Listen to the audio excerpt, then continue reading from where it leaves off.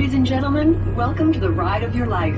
As we begin our spectacular journey, we ask that you please keep your seatbelts fastened for the entire flight.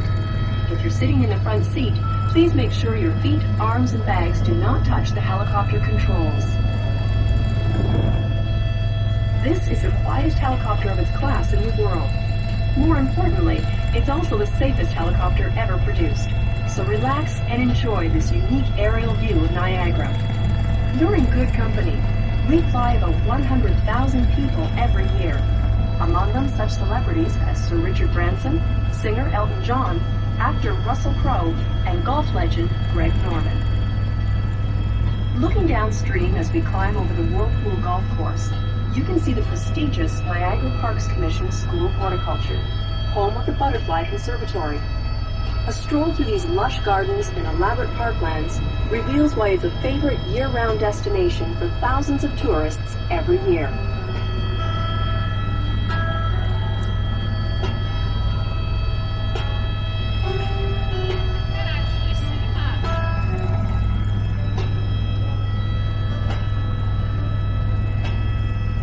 As we bank over the Great Wolf Lodge, you have a clear view of the Spanish Aerocar, about 1,500 feet below us.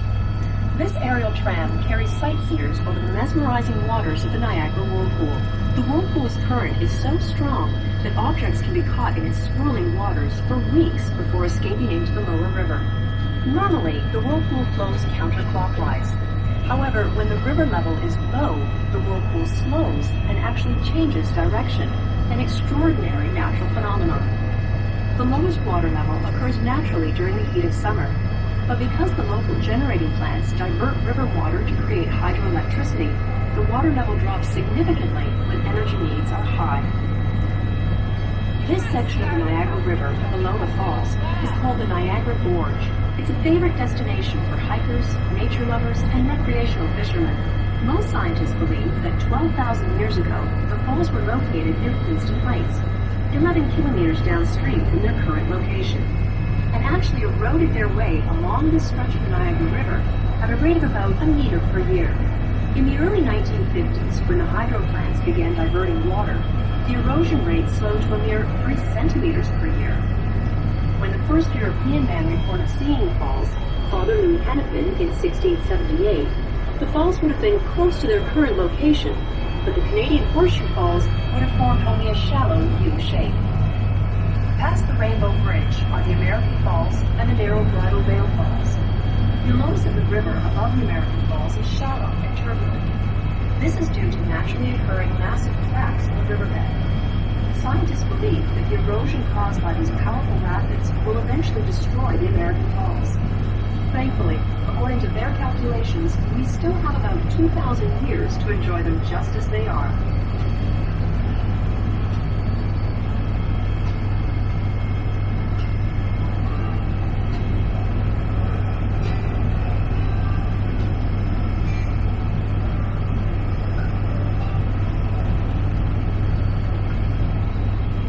And here we are at the majestic Canadian Horseshoe Falls.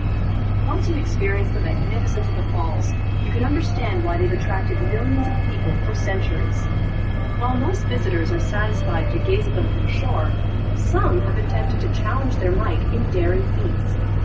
Although recent daredevil attempts have been fairly successful, we still prefer our more distant, decidedly drier vantage point. The view is simply better up here, and from this angle on a sunny day, you're likely to spot several spectacular rainbows in the mist.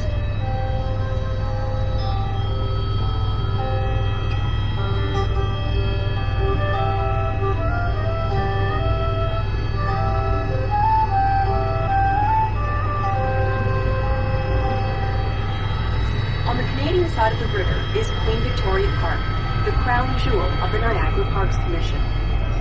Millions of tourists come here every year to admire the falls, enjoy live concerts, gaze at fireworks, relax with a picnic, and delight in the nightly illumination of the falls. The Niagara River Parkway is the only road that passes through the park, which stretches for 58 kilometers from Fort Erie to Niagara-on-the-Lake. The Niagara Parks Commission, established in 1885 to preserve the parklands, keeps the entire stretch of parkway clean and beautiful.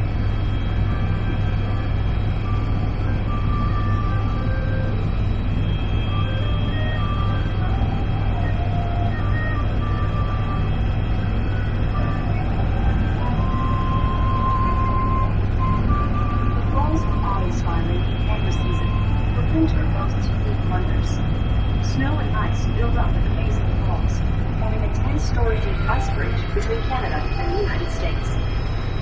Decades ago, it was common winter recreation for people to stroll and socialize on this ice bridge, until the day the ice broke, sending 3 people down the river and many others scrambling for their lives. A larger than usual ice bridge wreaked havoc again in 1938, when it actually destroyed the Upper Steelage Bridge. But this combination of mist and cold can be beautiful as well. Throughout the winter, mist settles and freezes on the surrounding parks, transforming them into glistening, frozen fantasyland.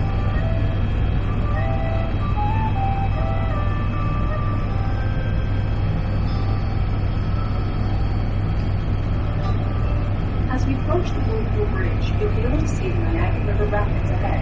The rapids are formed as the river roars downhill over huge chunks of limestone, churning out plentiful waves. Some years ago, a daring entrepreneur offered rough rides down these rapids, but after a spectacular tragedy in the cascading water, it quickly became evident that this was not such a good idea. We've traveled through a circle, and you can once again see Whirlpool and Niagara Helicopter.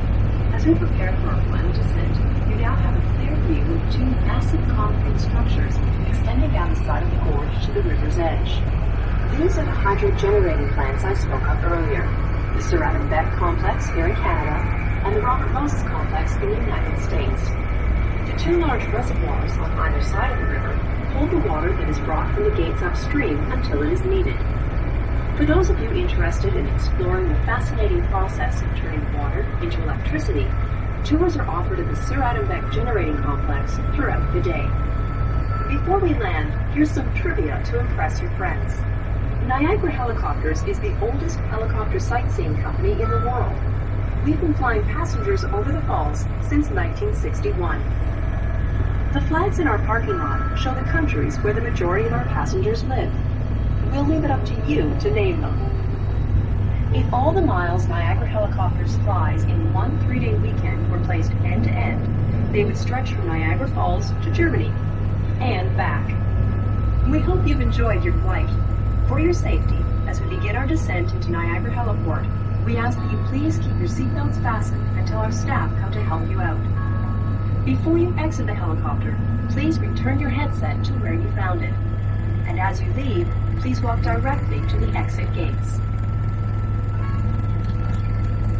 If you haven't already done so, remember to pick up your free flight certificate in our souvenir shop, where we also have Niagara Helicopters t-shirts, sweatshirts, and pins available.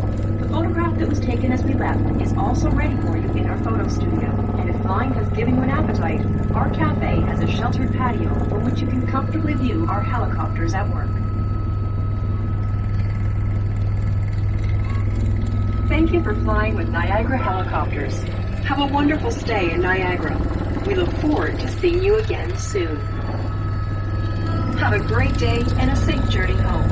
And remember to check out your takeoff photograph, which is now ready for you in our photo studio.